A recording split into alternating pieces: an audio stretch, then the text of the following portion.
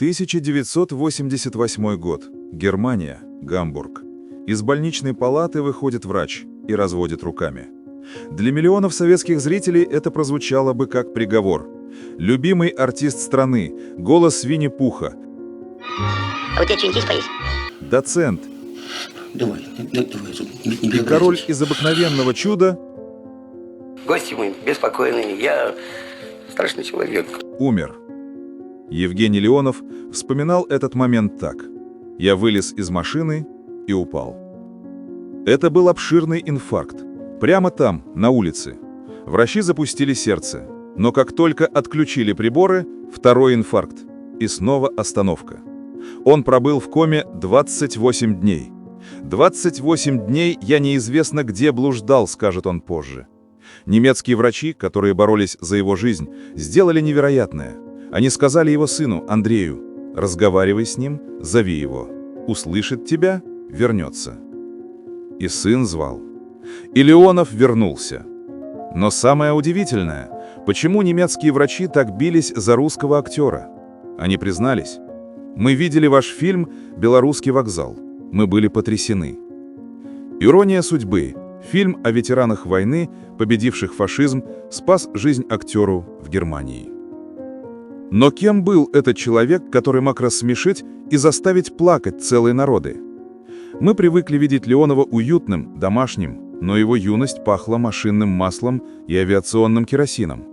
Вся семья Леоновых работала на оборонку. Отец инженер на авиазаводе, мама табельщица. Когда началась война, Женя ушел в авиационный техникум имени Орджоникидзе. Представьте себе картину. Будущий великий комик стоит у чертежной доски, изучает сопротивление материалов и готовит себя к карьере инженера. Искусство в то суровое время казалось чем-то лишним. Но внутри технаря жил поэт. На студенческих вечерах, перекрикивая шум станков, он читал Блока и Есенина. Он любил Монтера, Зощенко и чеховские рассказы. Именно там, в пыльных аудиториях техникума, родился тот Леонова, которого мы узнаем позже, смешной снаружи, но с глубокой, почти трагической душой внутри. Путь к славе не был ковровой дорожкой. После техникума Леонов поступил в театральную студию, но его карьера началась с полного забвения. В театре Станиславского ему давали роли без слов и имен. В «Трех сестрах» он играл денщика, в «Тише лесов» просто колхозника. Денег катастрофически не хватало. Великий Леонов, которого позже будет обожать вся страна, бегал по массовкам в кино, чтобы просто заработать на еду. Он был человеком-невидимкой. Маленький, полноватый, не героической внешности. Никто не видел в нем героя-любовника или вождя. Но именно эта обычность стала его супероружием. Он научился играть маленького человека так, что каждый в зале узнавал в нем себя. Знаете ли вы, что голос Винни-Пуха — это технический трюк? Режиссер Федор Хитрук, записывая Леонова, понял, голос слишком низкий, басистый. Чтобы медвежонок ожил, пленку с записью ускорили на 30%. Такого не бывает! Такого не бывает! А у тебя что-нибудь есть поесть? У меня есть еще один воздушный шарик.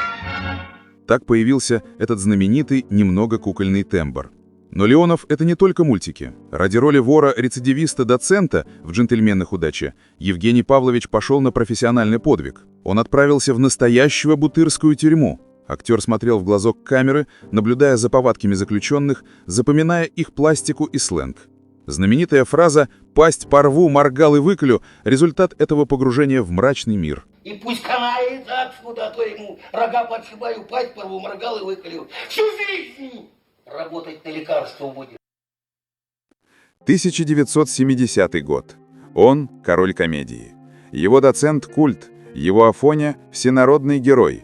Кажется, он на вершине, но внутри трещина. Он задыхался в амплуа милого простака. Его душа, глубокая и ранимая, рвалась к серьезным, трагическим ролям. Он мечтал не смешить, а заставлять плакать и думать. И такой шанс сверкнул, как молния. 1970 год. Сам Андрей Тарковский зовет Леонова на главную роль в фильм «Солярис». Роль Криса Кельвина, космонавта, сходящего с ума от встречи с совестью. Это был бы билет в пантеон вечного мирового кино, мечта. Но система сказала «нет». Руководство Мосфильма было категорично. Кто будет сниматься в наших комедиях? Кто будет смешить народ? Запасной выход из комнаты комедии заколотили досками. Для Леонова это была катастрофа. Начался тихий пожар души. И он, как многие гении того времени, стал тушить его самым доступным, самым страшным способом. Мало кто помнит фильм «Легенда о Тиле» 1976 года, поставленный режиссерами Александром Аловым и Владимиром Наумовым по мотивам романа бельгийского писателя Шарль де Кастера «Легенда о Улленшпигеле». Кто не видел, советую посмотреть. Там сыграли знаменитые актеры Евгений Леонов, Лимбит Ульфсак, Наталья Белохвостикова, Михаил Ульянов и Иннокентий Смоктуновский. Это один из любимых фильмов с участием Евгения Леонова. Леонов сыграл роль Ламмы Гудзака, персонажа близкого к духу Санчо Панса.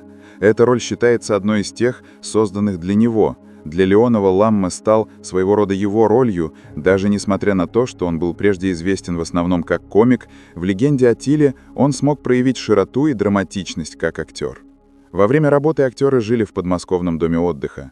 После тяжелого дня повара, зная, что Леонов он большой толстячок по образу Ламмы, испекли пирог, который по задумке напоминал лицо Леонова.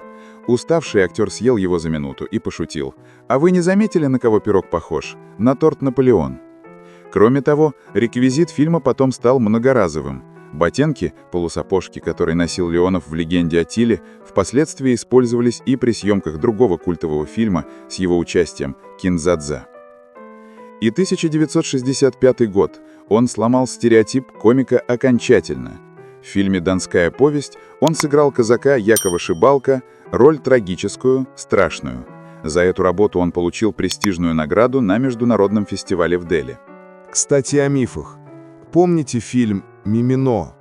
Многие уверены, что знаменитую песню «Читу-гриту» поет Леонов вместе с Кикабидзе. Это ошибка. Леонов там не поет. Эту песню исполняет только Вахтанг Кикабидзе. Леонов в этом фильме отвечает за другое, за пронзительную ноту фронтового братства. Но, пожалуй, главная роль Евгения Леонова – это роль отца. Его письма к сыну – это не просто переписка, это учебник человечности. Леонов писал: «Доброта, по-моему, начало всех начал». Он искал добро даже в своих отрицательных персонажах.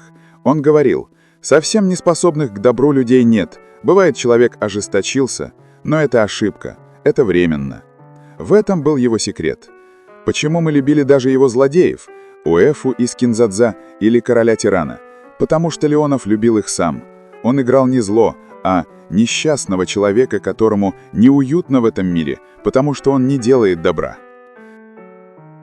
После той самой клинической смерти в Германии его взгляды стали еще глубже.